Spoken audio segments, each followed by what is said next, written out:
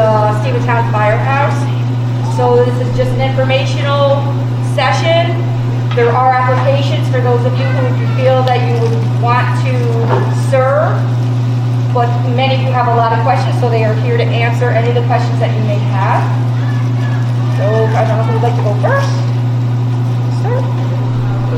You want to do introductions? Sure. So, I'm Fire Chief David Corley from Steventown Fire Ambulance. Jaelyn? I'm Stan. I'm Chief of Berlin here. I'm Tammy Whitman. I'm just a member of the fire department, and I work here for the district. Jim Boyer, Grafton. I'm Mark McClay, past Chief, Commissioner, and currently EMS Lieutenant with Steventown Fire Ambulance. Tom Black, one firefighter in Petersburg. Jake Wilson, Director of Public Safety for Rensselaer County.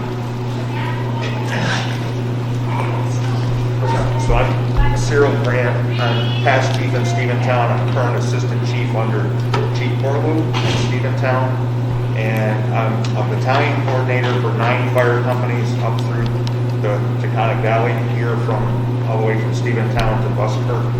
And I also am the director of facilities here for the school district. You guys here?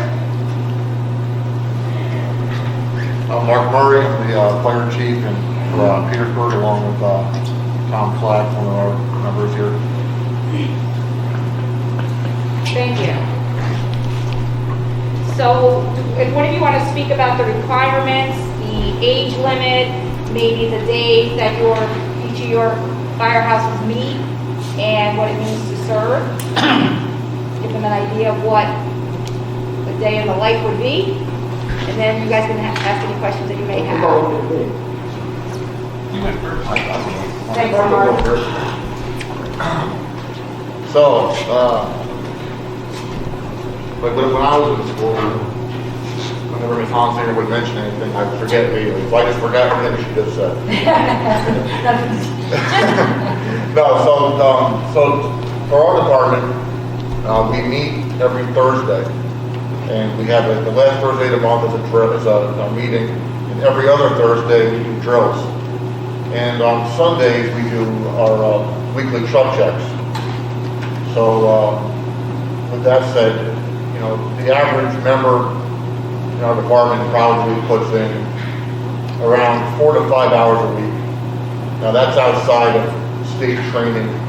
We have training classes. The state instructors will come out occasionally. Sometimes we will go to other departments to do training in other departments as far as basic exterior fire operations, and you move up into IFO, interior firefighter. They have refresher classes that go out occasionally, so you can basically put as much time into it as you want. The minimum requirements would be up to each individual fire department. But I would say to be a member in good standing and to be able to respond to calls, you probably have to put about 4 hours in a week. And the nice thing about our department is we, on our truck check days, we do them on Sundays, so if anybody needs to make up time, they miss throughout the week because they're in school or they had to work, they had families, they are allowed to contact their captains and come make up time on the weekends. So basically, we're very flexible. You know, if anyone that wants to join, we work around your schedule. We always make it happen. What time on Thursdays? Thursdays we start at 7 o'clock, and the last Thursday of the month it would be 7:30. Okay. And what led you to serve, and how long have you served? I started when I was 16, 40 now. I started in that makes you feel old, doesn't it? Yes. I started in Grafton when I was 16 under Chief Boyer. I served there from, I don't know, 14 or 15 years. Then I came to Petersburg and I moved up the ranks and became chief out here after being captain and assistant chief and things of that nature. But when I was 16, I realized it was kind of what I wanted to do. I walked by the firehouse one day and I seen Jimmy's son Jay out back painting the roof. And I stopped over and talked to him. If anyone's ever met Jay, he's kind of standoffish. He's not kind of, he doesn't want to kind of talk to you unless he knows you. So I went up to him and I kind of, he's like, oh yeah, you want to paint? But yeah, sure, I'll help you paint. And then the next thing you know, I was joining the fire department and figured out that it was something that I wanted to do. Thank you. All right. So, how many people we got here from Steventown? 1, 2, 3, 4. Perfect. In Steventown, we run both fire and ambulance. We just finished up 2021 with 385 calls for the year, which is nuts. It's a record for us, and it was nonstop, just go, go, go, go, go. So, when we talk time, what Chief Murray just said, you have time of training and being at the firehouse to work on trucks and work on apparatus and do your weekly training and whatnot. That doesn't count the time that you're actually going on calls. Mr. McClave here up front is one of my EMS lieutenants. I have been in the department for 28 years now. I'm a 2-time fire chief in Steventown. Mr. Rick McClave, I'm going to let you know, is one of our oldest EMTs. He's 82 years old. That is very respectful.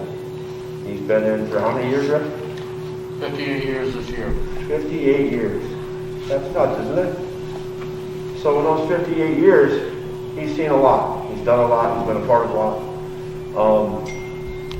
So we do our trainings on Tuesday evenings at 7 o'clock at the fire station. Mrs. Honsinger has been down there for us, and with a couple of your groups throughout the years here now. Love to have you guys. For Steventown, you have to live in the fire district of Steventown. So those folks who live in Grafton or Petersburg or Road, you cannot join. A junior member for Steventown is 16 to 18 years old. You cannot drive the ambulance or any piece of apparatus until you're 21 years of age. So I joined at the Mr. McClave and I up here have got a pretty good rapport with each other. I joined later. I was 20, I think, at the time, or something like that.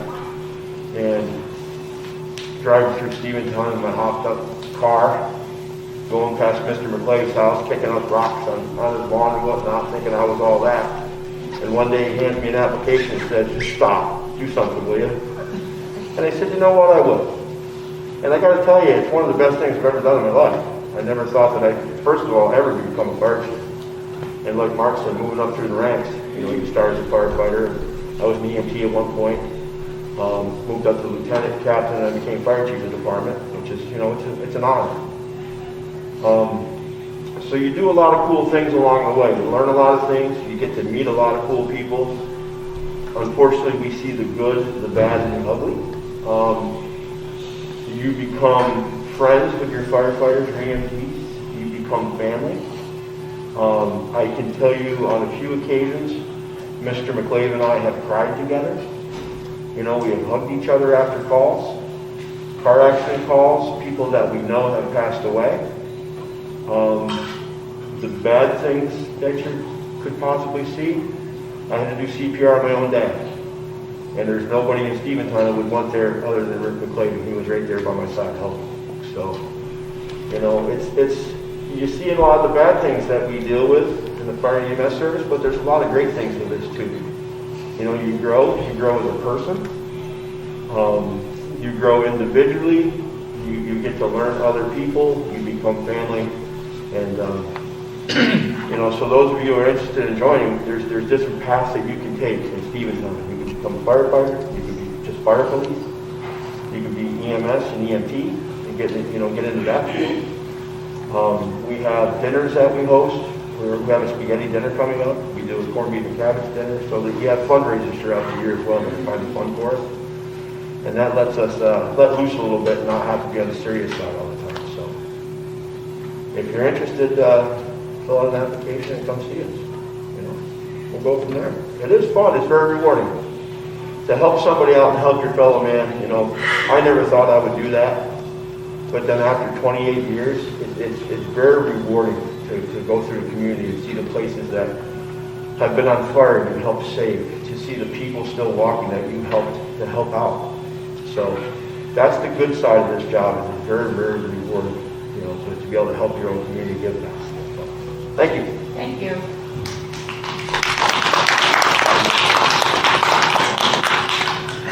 All right. Rock, paper, scissors, right? I'm Stan from Berlin. I'm the chief here. I've been a member for, I don't know, since I was 16. I'm 42. You guys figured it out. So I went to this school. What's that? Yep. I went to this school, graduated from here. There was a program where we were able to leave. We got fire calls, which was kind of cool. Dave talked about rewarding and the bad stuff. We see bad stuff. We try to forget about it. We try to remember the good stuff. I had one cardiac arrest reversal in my career, 20-year career as an EMT, and it was one of our members' fathers. And he lived for 13 more years after that. And just to know that I helped him be able to stay with his wife, to be a father to his kids, even though they're grown up. It was just, it's amazing to think of.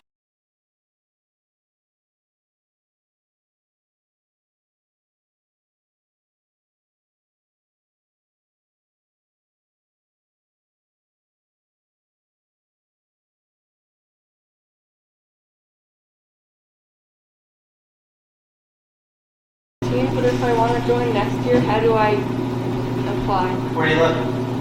Petersburg. So you can go to the firehouse or give them a call on Thursdays, and you can get application from there. There's applications here too. Ms. Thompson, you do have applications. I do have applications So for you need to all of turn- them, You yeah. need to put it in, even before you turn 60, you can put the application in. As soon as you turn, we can help you get in, vote you in, we can take the steps to get you trained and get you involved. Sam, when do you meet? I was Tuesdays. We're there every Tuesday. Is yours until 7? 7 o'clock, yeah. And what made you join at 16? I lived up on Bly Hollow, and there was nothing to do up there. Honestly, there really wasn't. Yeah. So I knew some people up there joined the fire department that they had just moved in. They were members somewhere else. So I'm like, all right. Now here I am. I'm in charge of the place. You know, and it actually got me to my career because, you know, and I'm 42 now, so I've been a dispatcher for more than 20 years. And when I went there, it was communications officer is my official title. And I thought I was going to be dispatching the fire trucks, and that's really what I thought I was going to do.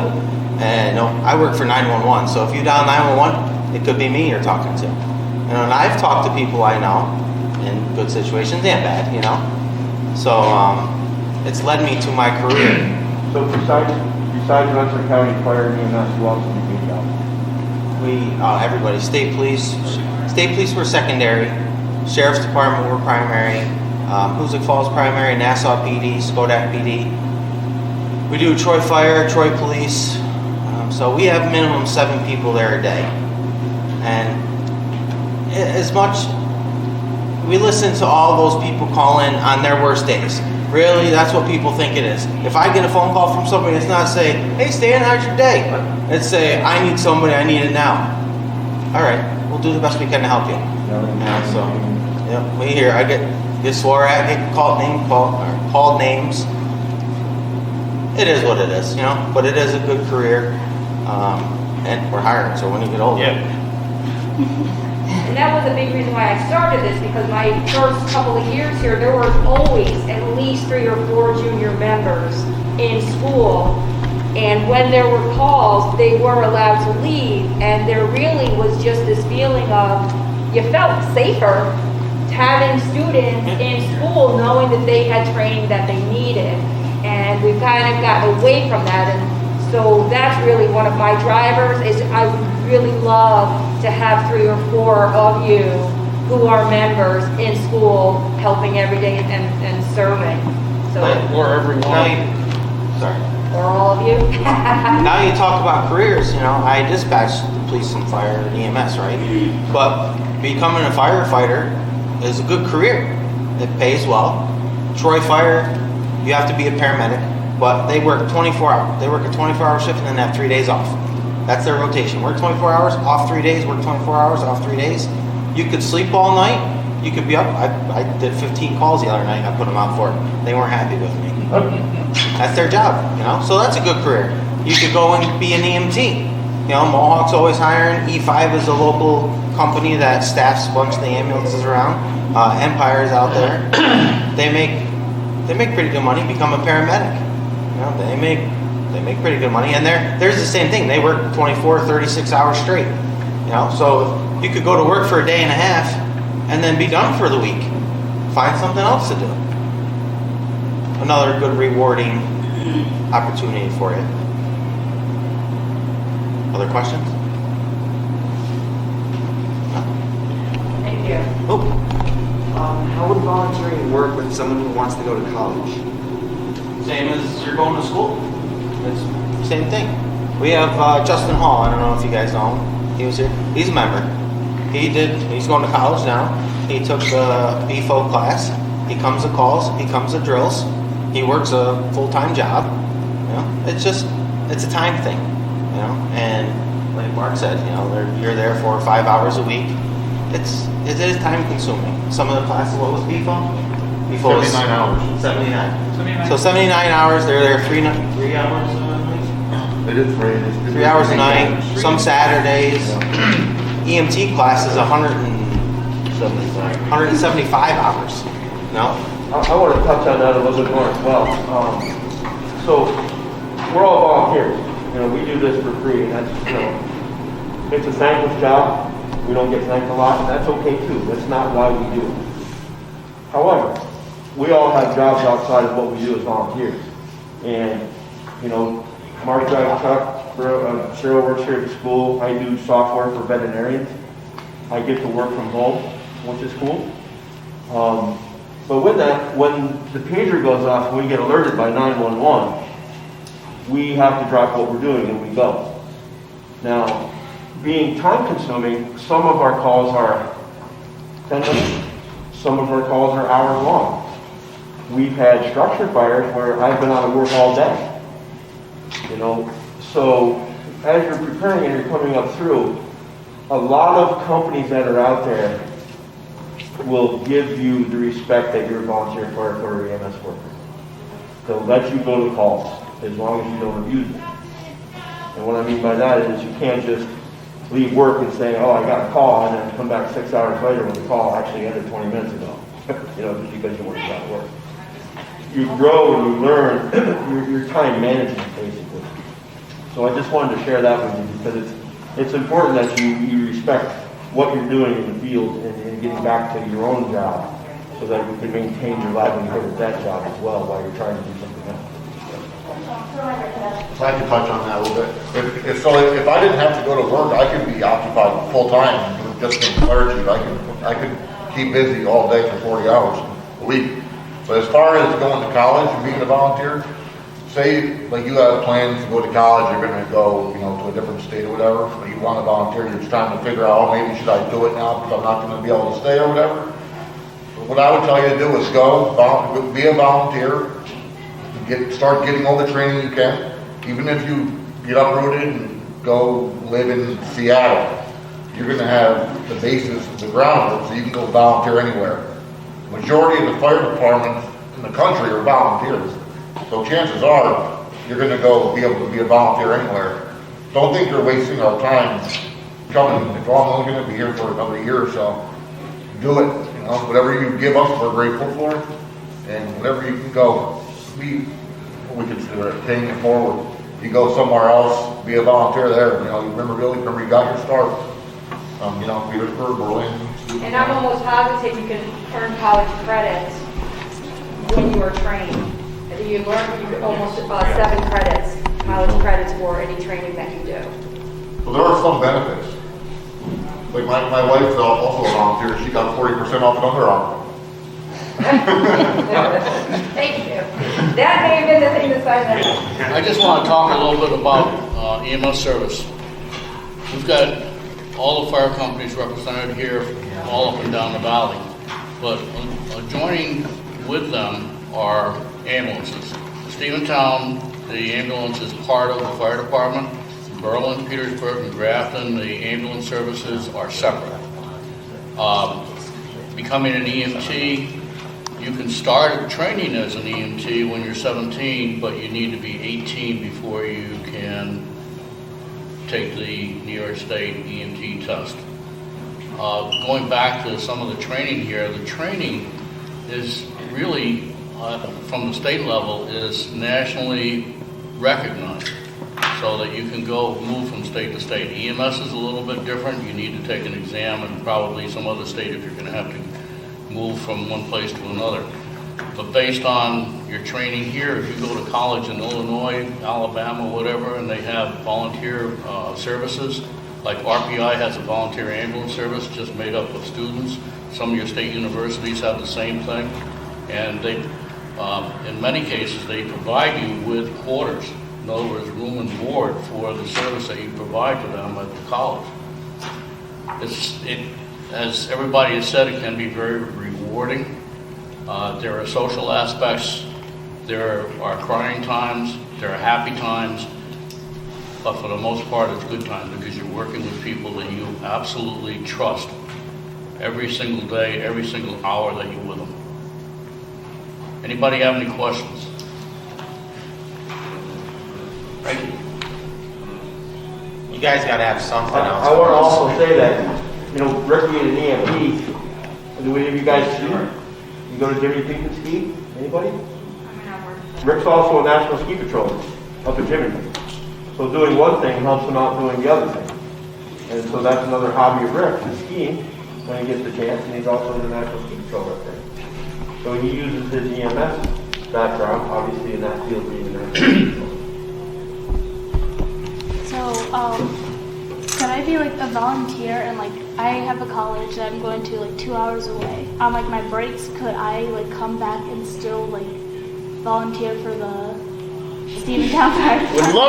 Would love you to do that. Like on days that I'm home or whatever, still be volunteering like that. We have people right now that live down in New York City for us, and they have part-time homes, so they come up on the weekends for an hour. They come up every once a month.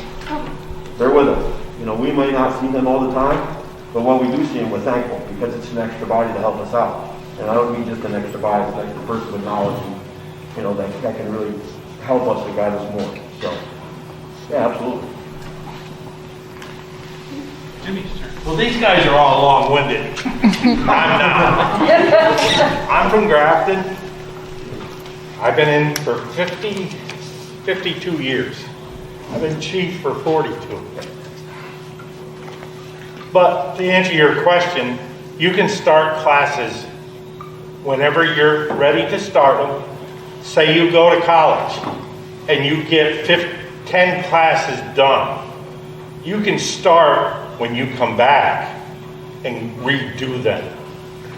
Because you'll be able to, what classes you've done, then you can pick up on classes later on when they have classes again.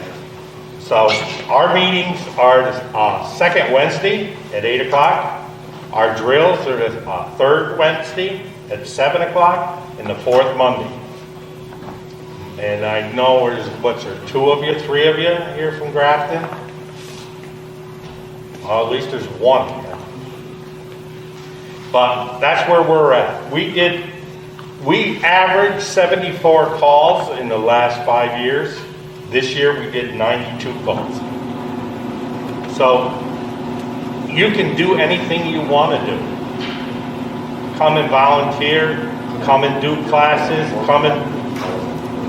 you're all welcome to do whatever you feel that you want to do.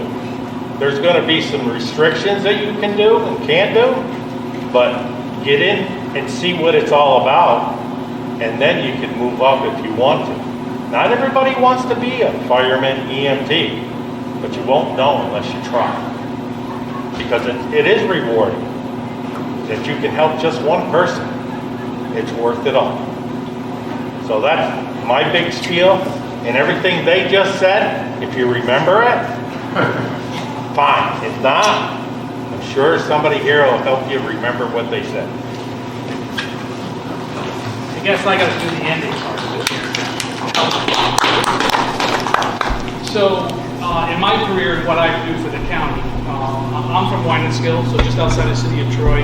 I've been in the service for 42 years. 25 of the years I've been a fire investigator for Rensselaer County. 10 of them as a state fire instructor. So if you do take a class, you might see me. Again, we just finished a class in Petersburg where we had 16 students start and 15 ended up finishing the class out. One of them because of job change, so he couldn't finish the class. But we'll still work with him and try to get him to make up those classes and get his qualification. I wrote a bunch of notes down from these guys just to add on to what they're saying. When they mention the idea, we see a lot. We do. We see a ton of stuff. I don't want you to get scared and think that, you know what, I can't handle that. I won't be able to. We're there for you. With the 911 center, like Stanley mentioned, Chief Fedebo mentioned, they have issues. They could have been doing CPR instructions to a family member on a child. They take that home with them. We have programs in place to take care of that. We have resting, we have one-on-one counseling for them. So there is stuff available. I want you to think that, we just don't forget about you. It is a huge family. We call down there if we hear a call that was a bad call for them to take care of it. We check with our people. We give them the time to gather their thoughts and get back. Because we need them. We need you in the field. The worst part for them is they're qualified sitting on a phone miles away from that incident and they can't do a darn thing to that child or that family member or whatever. So it's very hard for them to finish the project. They're doing all they're following the protocol by giving them the instructions, but they can't physically help. And that bothers them worse than you guys being there too. And I appreciate them, and my staff does a great job. Training, and we talked about that. And Jimmy, you put it the best way. You can start the training. We try not to push. The state has requirements of what they're looking for. 79 hours is the first class. That's basic exterior firefighting operations.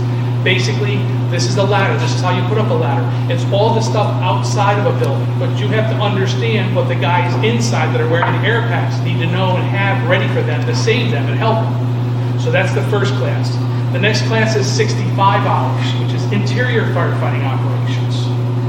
That teaches you how to wear an air pack, how to control your breathing, how to go into a heated environment, how to work a hose line in a tight spot, all them kind of stuff, and then we get through that. The best training you're going to get is not from us in the state, is your individual departments, because there's been guys that have done it for years, and they have all the tricks of the trade.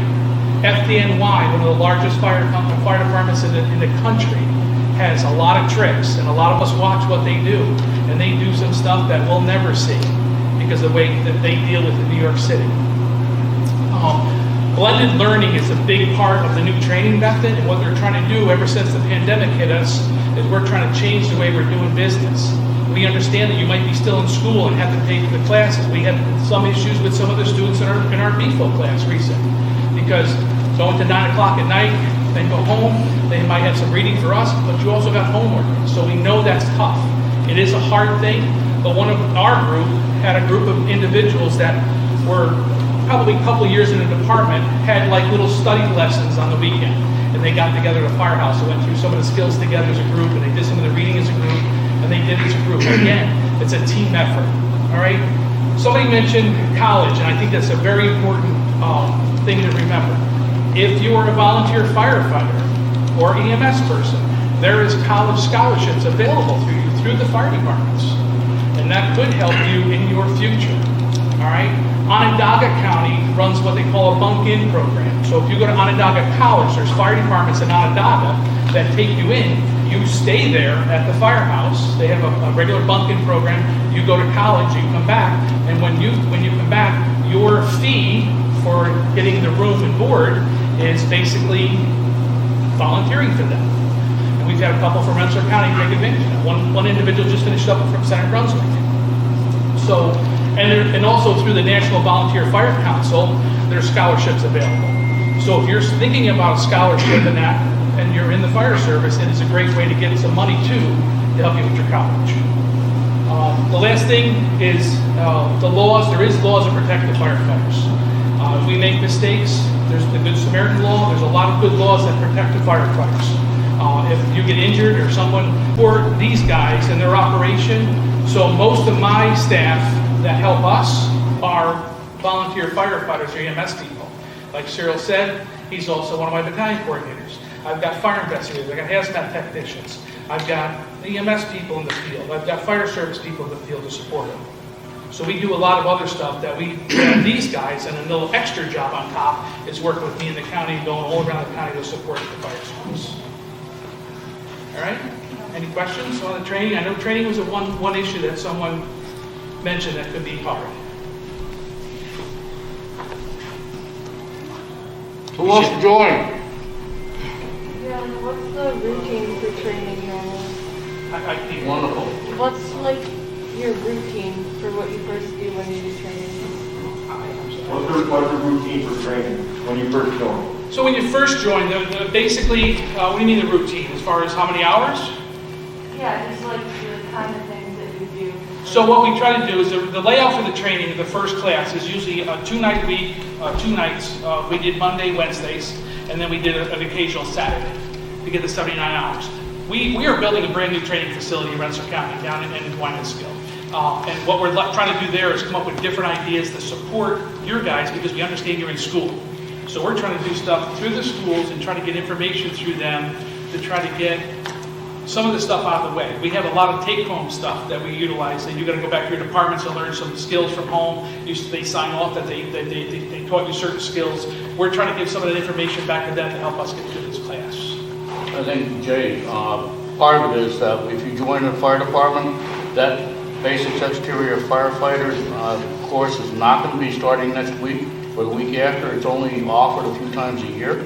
So your initial training would be within your individual department, and each department will start differently depending upon what you plan to do with it. You know, as a firefighter, or as a fire police, or as an EMS person, you'd have to work with the chief of the department for each one of those. And each department does differently. I know the village of Nassau has what they call their own internal boot camp. So what they do for their new members that join is they go into this boot camp and they're learning all the basic stuff, how to put their turnout gear on, how to put up a ladder, so that when they do take their state class, they've got some idea what we're talking about a beam of a ladder, or the butt of a ladder, or top of a ladder, you know what I mean? So they understand what we're talking about, they've already had that basics. So again, it goes back to the individual department, but every one of these departments here, I know they do really, I've worked with them many calls, and they do awesome training within their departments. Tammy, do you want to talk a little bit about the variety of ways that you can volunteer for your fire department? So I'm with the Steventown Fire Department. I've been a member of some sort for probably about 30 years. Started as a general member. My husband has been a member for almost 40 years. So always doing something. These guys here, they're the core of your department. These are the guys that help you. I'm a more behind the scenes person. I am a fire police. I'll be honest, don't go to a lot of calls. I work 2 jobs, I just don't have time. But behind the scenes, I am for the department. I also handle all of the state reporting for the department. I handle all of our fire hall rentals. I do a lot of chairs. I'm the chairperson for a lot of our fundraisers. So while we are always looking for members to be firemen or EMTs, there is things that you can do if you don't think you're that person. I'm not that person. I cannot be an EMT. First sign of blood or somebody throwing up, forget it. I'm out of the picture. Not happening. You know? But I'm there to support them, and that's what I do. And you know, they might not see me, they might see me once a month at the meeting. They might not see me, but yet I'm always doing something for them. I also do code 100s. So Steventown unfortunately had several very long calls, November, December. And what I do is I just go and I get them coffee and water and snacks, and I bring it to them because they're there for so long that they need something. So even if you're not sure that you can be an EMT or a fireman, come to the station. You know, I don't remember all the nights that they're there, but like Steventown, Tuesday night. If you're not sure, come to the station. Talk to the guys and women, sorry, because we have several women too, but just talk to them, and there might be something that you can do that would help the department. I might give an hour a month. I might give 40 hours a month. But no matter how much time you give to the department, it's going to help. So just keep that in mind. Just come and visit and see if you think that it is something for you, because there's always something that somebody can do for a fire department.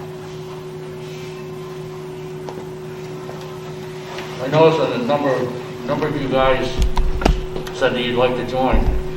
Steventown has a $5 fee attached to the application. As a member of the department, and I hope that Dave goes along with me, any application received from you guys as a result of our get-together today, we will waive that $5 fee for your application. Yeah, it'll be free. I don't know about that. Rick will pay that. I'll do that. Thanks for saying, Rick. Tom, you got anything you want to say? Well, Tom here is, he actually has a unique perspective. He just joined the fire department within, what, 2 years ago, Tom? Yeah. So And please class. out here like right in the beginning of the pandemic and joined and I was in for like almost a year before I took VPO. So I felt pretty prepared going into it. I've gone on a bunch of calls with Mark, spent a lot of time with the fire department. I also work for myself, so that gives me the opportunity to be here right now and not at work. So if you decide that you don't want to do a 40-hour work week or have some sort of like work from home thing, it's a great opportunity.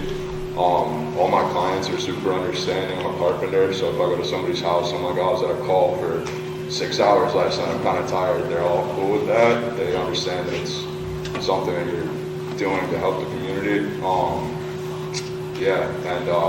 To be honest, when I was your age, I was not going to join the fire department. I was busy, I was playing sports, going to college, so I get that if you want to wait until after, but honestly, I just wish that I joined earlier because you really can work around your own schedule and only be there, on break or during the summer, and put in as much time as you want. So that's my experience. Mr. Graham, we have about 5 minutes left. I don't know if you wanted to speak or say anything. There's not really a lot left that can be said, quite honestly. These other folks really covered all aspects of it very well. Again, I guess what I would just try to, encourage you is to, as someone stated, pay it forward. We're in a time where it's very challenging with COVID and this pandemic and so on and so forth. Resources are, really restricted and people are in need of help, so these organizations can really use your help. They're willing to take any little bit that you can give or all that you can give as far as that goes. So, again, I'd encourage you to join. They will help to train you as far as that goes. You can be as involved as you want to be and work around, your own schedules with regard to school or work or things that you would do, as a student, but also as after you graduate, go on to college or to the workforce or whatever the case happens to be. I can say that over the period of 40 years that I've been a member, it's very rewarding. And all of us have watched Mr. McClave, through the years, and he's really been one who's really been a great role model and has encouraged a great number of us to join the department. And so I was very active when I was young, when I was, really early on in like middle school age, and they would have fundraisers and I would just go to the firehouse and hang out, help what I could do and sweep the floor or help with carrying stuff for them as they got ready for their fundraisers and picked up afterwards, things like that. So as Tammy said, she works mostly in the support end. So, along with the fire department, not only is the fire aspect of it, the emergency medical aspect of it, but there's also the behind the scenes executive or departmental aspect of it as well, where people can serve as officers there, secretary, treasurer, president, vice president, and in many roles there. So there's all kinds of different things that you can do, but again, we see people on the worst and the best of times, and there's nothing more rewarding to know that you help someone and they really appreciate it. They may not say it at the time, but they may come back to you a few months later and say, really appreciate what you did for us and all of that. So So again, I just encourage you to join and give it a try. One last story about support roles. We had a member that joined a few years ago, and her sole purpose was that she wanted to do some support. She was helping Chief at the time in regards to some administrative aspects. Then she saw what was happening about EMS, and she became a driver for the ambulance. Then she saw what we were doing on calls, and she became an EMT. And most recently, she saw what was going on with fires, and she took the basic exterior firefighters course up in Petersburg. So she's now a qualified exterior firefighter, and also now as a EMS lieutenant. It's a way to step in, learn, and progress. If you're from Berlin and you think you want to join, come over Tuesday nights. We're there. I'm there. You talk to me. Talk to some of the other guys and gals, whoever's there. We'll answer any questions you got. And just one side thing: if you don't want to join the fire department, don't want to join the EMS, if you have opportunity to help somebody at all, it doesn't matter doing what, just do it. Don't worry about the Don't worry about the recognition. Don't worry about any of that crap. Because do it for yourself. Do it to help them. In times of need, we are the people that show up to help out. And that's what's best about it, is that, we get called to go, we're not looking for recognition of Chief said. But inside, you feel great afterwards. If you know that during a disaster, you're helping somebody out, you go home at the end of the day and you go, wow, I did make a difference. And that's what counts first. If you see some elderly person shoveling their driveway, stop and shovel it. If Dave's shoveling, stop and shovel it. So there's Stevens, has you guys want applications, Petersburg is here, Grafton is over there, and Berlin just show up on Tuesday. Thank you guys so much. Thank you for coming this morning. Thank you guys very much.